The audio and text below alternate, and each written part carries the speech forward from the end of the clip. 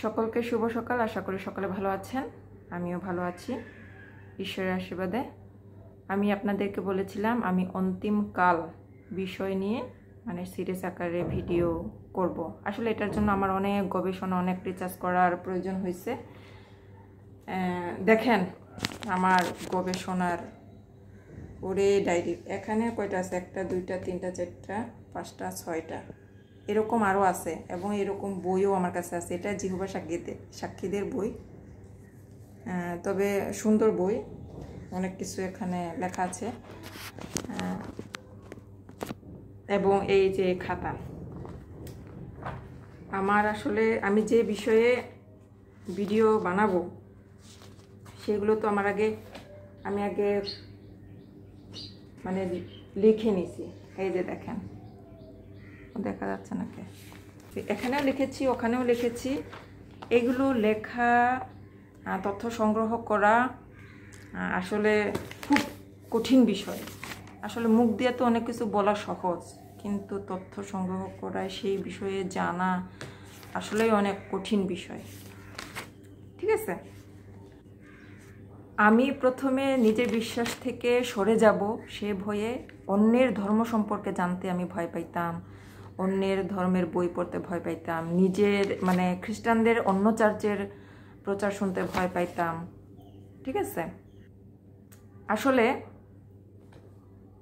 এগুলো যে ভুল সেটা জানতে, এবং ধর্ম কি, আসলে ধর্ম বিষয়টা কি এটা বুঝতেই আমার এটা বিষয়ে আমার গভীরভাবে বোঝার জন্য,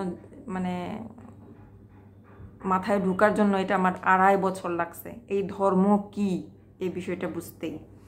ঠিক আছে,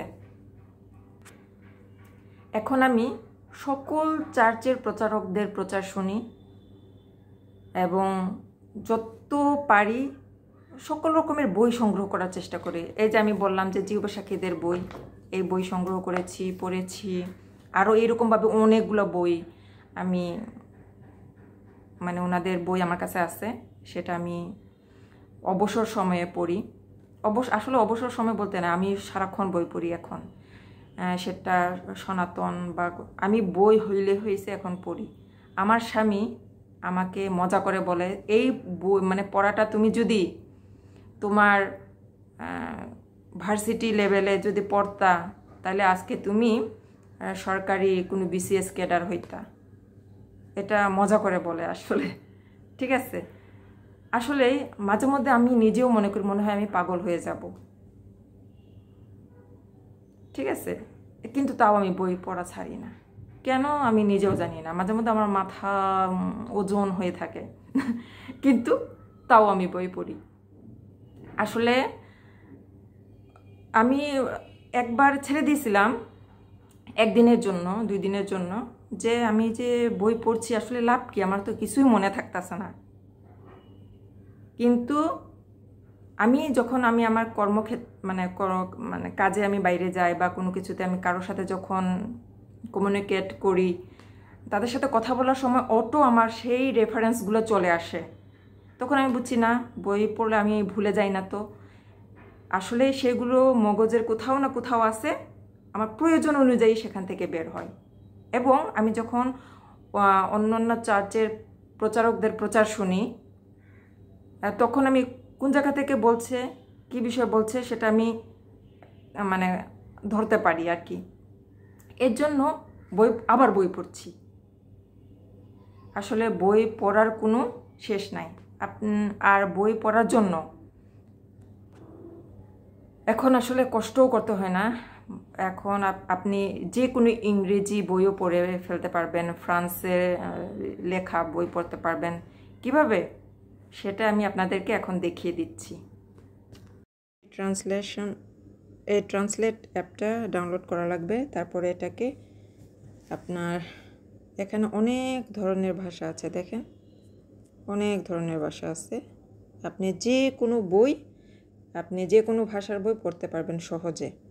সে যাই হোক, আজকে আমি এই যে আমার কাছে বাইবেল আছে, বাংলা বাইবেল, সেই বেঙ্গলি থেকে ইংলিশ এটা করে দেখাচ্ছি। এখানে আপনার লিখে ট্রান্সলেট করা যায়, কথা বলে ট্রান্সলেট করা যায়, ক্যামেরা দিয়ে করা যায়, কনভারসেশন করা যায়। সে যাই হোক, আমি ক্যামেরা ব্যবহার করছি। এ দেখুন আমার বাংলা বাইবেল, সেটাকে এখন আমি ইংলিশ ট্রান্সলেশন করছি। এই যে দেখেন, এই যে। আর আপনার যদি ল্যাপটপ থাকে, মোবাইলে যদি হয় তাহলে মোবাইলে গিয়ে আপনার সেই ট্রান্সলেট অ্যাপটা করে ওইভাবেও পড়তে পারেন যদি বই সামনে থাকে। আর যদি আপনি গুগল থেকে ডাউনলোড করে পড়েন তাহলে তো ট্রান্সলেটের আলাদা অপশন আছেই।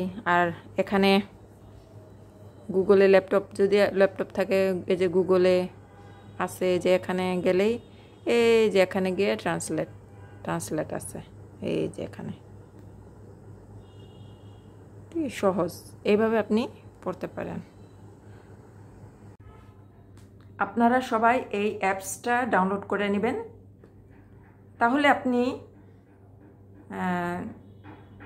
যে কোনো বই, ইংরেজি বা যে কোনো ভাষার বই আপনি সহজে ট্রান্সলেট করে পড়তে পারবেন। এটা আমার প্রয়োজন পড়ছে, কারণ হচ্ছে আমি যখন প্রচারকদের প্রচার শুনি, তারা অনেক বই রেফারেন্স করে, সেই বই আসলে আমি ক্রস চেক দিই, আসলে সেই বইয়ে কি লেখা, সে কি বলতে চাইছে।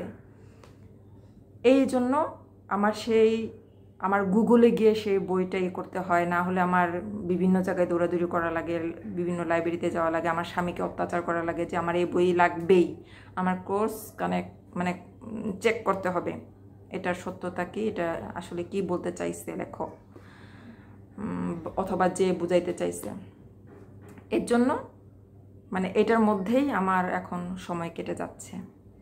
এই কারণেই মূলত আমার দেরি, যে আমি অন্তিম সময় নিয়ে আসব, অথচ অন্তিম সময়ের মধ্যে আমরা চলছি। কিন্তু আপনি ব্যক্তি জীবনটাকেই দেখেন, আপনি কি সুখী, বা আপনার সবার সাথে ভালো সম্পর্ক, বা আপনি কি একদম সচ্চিদানন্দে আছেন?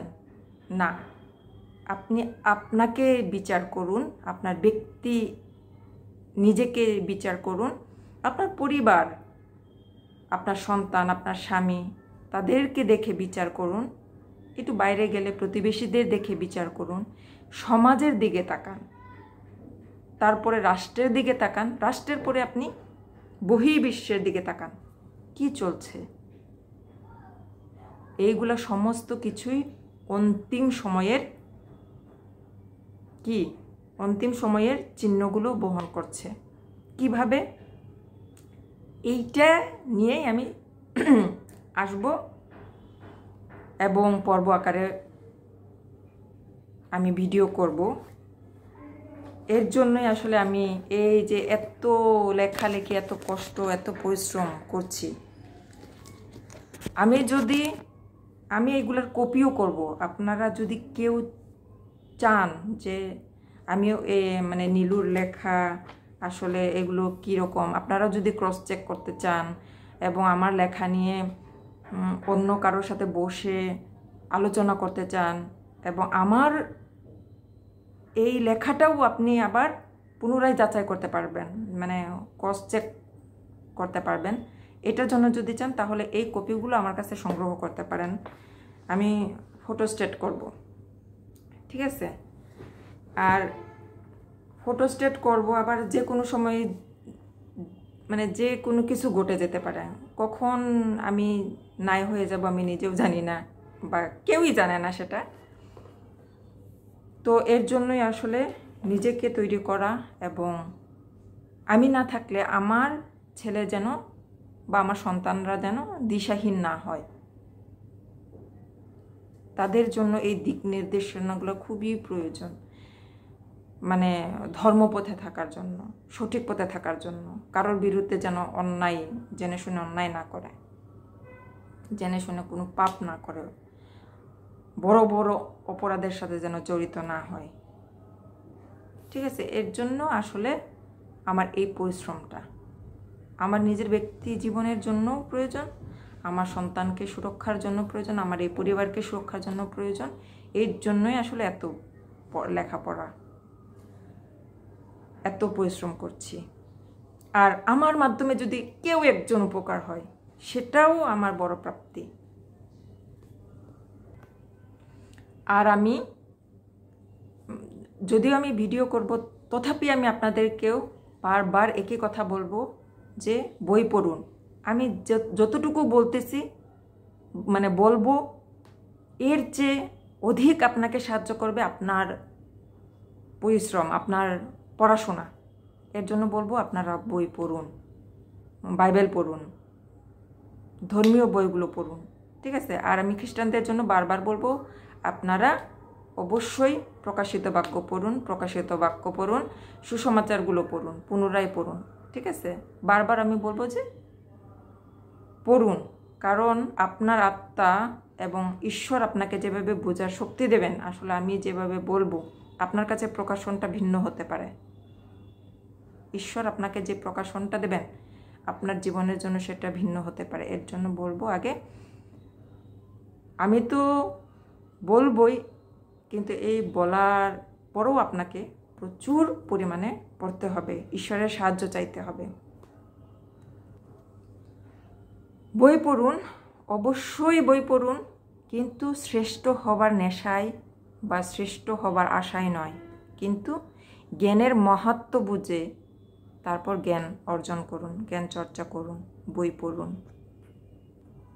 কারণ জ্ঞানের মাহাত্ম্য বুঝে যদি আপনি জ্ঞান চর্চা করেন, তবেই আপনি আপনার ব্যক্তি জীবন, আপনার পরিবার এবং সমাজ সকলের উপকার করতে পারবেন। কিন্তু শ্রেষ্ঠ হবার নেশায় বা আশায় যদি আপনি জ্ঞান চর্চা করেন, আপনার নিজের হয়তো অর্থ আসবে, অর্থের উপায় আপনি পেয়ে যাবেন, ঠিক আছে? সেই উপকারটা আপনার হবে, কিন্তু সমাজের ক্ষতি হবে। কিভাবে? কারণ আপনি শ্রেষ্ঠ হবার নেশায় প্রতিযোগিতা করবেন, শ্রেষ্ঠ হবার নেশায় আপনি অন্যকে ছোট করে দেখবেন, অন্যের ভুলগুলোকে দেখবেন। যেরূপ এখন সমাজে দেখা যাচ্ছে যে আপনাদের বাইবেলে এই সমস্যা, আপনাদের যিশুর এই সমস্যা, এরকম অনেক, ওরা বাইবেল পড়ছে ঠিকই, কিন্তু নিজেদেরকে শ্রেষ্ঠত্ব মানে দেখানোর উদ্দেশ্যে এবং আমাদেরকে নিচু করে দেখার উদ্দেশ্যে ওরা পড়ছে, যার কারণে সঠিক প্রকাশন ওরা পাচ্ছে না। এই কারণে শ্রেষ্ঠত্ব হবার নেশাই নয়, কিন্তু জ্ঞানের মাহাত্ম্য বুঝে জ্ঞান অর্জন করলে তবে আপনি উত্তম হতে পারবেন। এবং শ্রেষ্ঠ তো যে উত্তম সেই তো শ্রেষ্ঠ, তাই না? মূলত এই কারণেই আমার সময় লাগছে ভিডিওগুলো পর্ব আকারে নিয়ে আসতে। কারণ আমার ভিডিওতে যদি অন্যের উপকারের বিন্দুমাত্র সম্ভাবনা না থাকে, তাহলে আমি ভিডিও করব না। বা আমার পরিবার হোক, আত্মীয় স্বজন হোক বা সমাজ হোক, তাদের যদি বিন্দুমাত্র উপকার না হয়, তারা যদি বোঝার চেষ্টা না করে, আগ্রহ না করে আমার ভিডিও দেখে, তাহলে আমার আসলে ভিডিও করার কোনো মানে থাকবে না। তথাপি আমি ভিডিও, আমার ভিউ কতটুকু আসছে, আমার ভিউয়ের জন্য দরকার নেই, আমার ভিউ আসছে কতটুকু আসছে সেটা না। যদি 5 জন দেখে, 5 জন দেখে যদি একজনে বুঝে বা একজনে বুঝার চেষ্টাও করে, বুঝাও লাগবে না, যদি চেষ্টা করে এবং এটা দেখে আগ্রহ দেখায় বাইবেল পড়ার, গবেষণা করার, সেটাই আমার কাছে বড় প্রাপ্তি। আমি ঈশ্বরের কাছে সাহায্য চাচ্ছি। আমার আরও কিছু জানার, বোঝার রয়েছে, যদিও আমার এখানে কিন্তু অনেকগুলো পর্ব হয়েই যাচ্ছে, তারপরও আমি ভিডিওটা শুরু করিনি, করব খুব শীঘ্রই। আমরা অন্তিম সময়ের আসলেই কাছাকাছি, মানে একদম সন্নিকট। অন্তিম সময়ের কাছাকাছি বলতে আমরা অন্তিম সময়েই চলছি, কিন্তু মহাসংকট যেটাকে বলে, সে মহাসংকটের কাছাকাছি, মহাক্লেশকাল। যে ভাগ্যবান সে মহাক্লেশকাল দেখার আগে ঈশ্বর তাকে নিয়ে চলে যাবেন, সে ভাগ্যবান। আর দুর্ভাগ্যবান। ওই যে আমি আমার হাজব্যান্ডকে মাঝে মধ্যে বলি, পরিবর্তন না হইলে দেখা গেল একটা ঠ্যাং বুমায় উড়ে গেছে, সেই ঠ্যাং চেপে ধরে বাঁচাও বাঁচাও, আমারে 2টা ভাত খাইতে দাও, অথবা চোখ 2টা দৌড়াবো দৌড়াবো, মহাক্লেশকার। কিন্তু পরিবর্তনের কোনো নাম নাই। এই রকম দিন দেখতে হবে, পরিবর্তন হতে হবে সবাইকে। সে যাই হোক, সবার চেষ্টা যার যার নিজে থেকে করতে হবে, এই আর কি। এই যে এখানেও দেখেন, ওরে আমার খালি চারিদিকে খালি লেখা, দেখছেন গুলাগুলি হচ্ছে, গুলাগুলি নাকি বোম ফাটাইলো বাবা। এখন আজকালকার বোমও চেনা যায় না, মানে আসলের মতো শব্দ। সে যাই হোক, ঈশ্বর সবাইকে সঠিক পথে নিয়ে যাক, ঈশ্বরের রাজ্য আসুক এই কামনা করি। তার ইচ্ছায় আমাদের জীবনের জন্য সঠিক। সকলে ভালো থাকবেন।